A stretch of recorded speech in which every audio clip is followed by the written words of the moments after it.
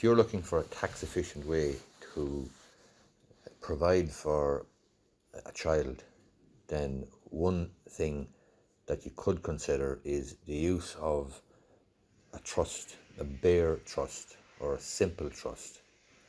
In this video, I'm going to take a look at what essentially a trust is and what is the value or benefit to you and indeed to the donee, to the child, to the minor child, of using a bare trust for the purpose of a tax efficient way of perhaps providing further education or giving them a property without them going bananas at too early an age. In other words, you can put the thing into trust, put the property, the asset into trust.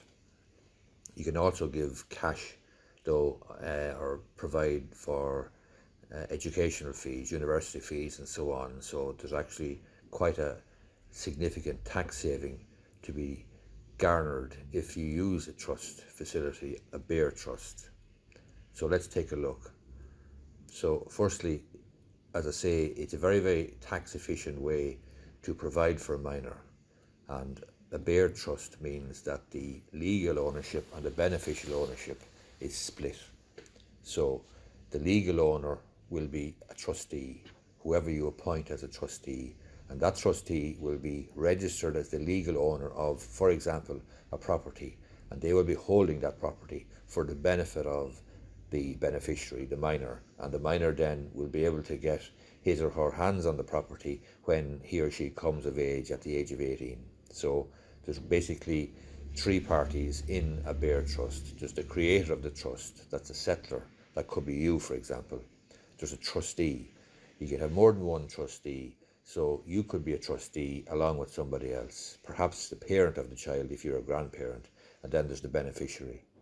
And so legal ownership is transferred to the trustees, and they hold the property for the benefit of the beneficiary, who can then take the property when he or she comes of age at the age of 18. The tax benefits, though, in relation to a bare trust are worth taking a look at. There's a small gift exemption that you can have of €3,000 per year per parent to a child. So a parent can give a child $3,000 a year, and there's a tax-free small gift exemption. So for two parents, that means it's 6,000 per child per year, and over 18 years then that amounts to a tax benefit, a tax-free gift of 108,000. So it's possible therefore to give a child 108 grand over 18 years through a bare trust and have no tax implications whatsoever. Not only that, but this exemption, this small gift exemption, does not affect the exemption, the group threshold for a child receiving a gift or a bequest from a parent. So currently the group threshold for a child in 2019 is 320,000. That means that a parent can give a child a property up to the value of, say, 320,000, and that will be tax free.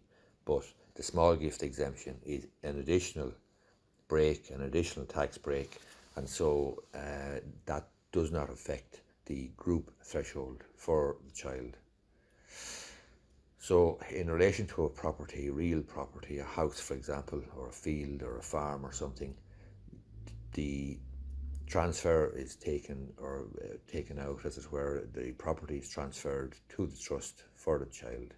So if the house is worth, for example, 200,000 in 2019, then that is the benefit, that is the value that's put on the house for capital acquisitions tax purposes. In other words, the date when the property is transferred into the trust. So the property could be transferred into the trust in 2019 at 200 grand. That'll be completely covered by the tax, the group threshold for the child. And if the house then appreciates to the value of 400,000 by 2013 or 37, when the child is 18 and can take the property, at that stage you don't have to worry about, or the child doesn't have to worry about, the 400,000 value of the house, because for capital acquisitions tax purposes, the value of the house is the value at the date which at the date of transfer of the house into the trust, and that could be, as I say, 2019. So you transfer the house into trust, The child is only, 0 or 1 year of age or 6 months or whatever, or you could do it later on.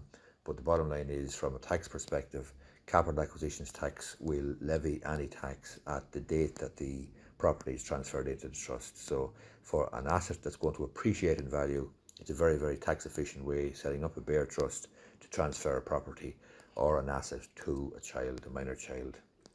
As I say there on the screen, the house is valued at a lower figure for tax purposes if transferred into the trust for a child. The settlor must remember a couple of things, however. The settlor is going to be you, for example, if you are going to settle property on a minor child. One, that the asset, once the asset is transferred, it cannot be taken back. So it's into the trust, and that's it. It's for the benefit of the child, and he or she can ultimately then, when he reaches or she reaches the age of 18, can call on the trustees to transfer the asset to him or her. So that's something that you just need to be clear about, that you're not going to change your mind and that you're not going to need the property back. And you also need to consider who's going to act as a trustee. Now, the settlor can also be one of the trustees. It's recommended that you have at least 2 trustees. You can have only one, but if you have 2 trustees, then the trustees can be yourself and somebody else. And that is a bare trust or simple trust. As I say, it's a tax efficient way to look after a minor. Hope you find this video useful. My contact details are on the screen there. If you do find it useful, I'd be appreciative if you gave it a thumbs up down below, and you may be interested in subscribing to my YouTube channel.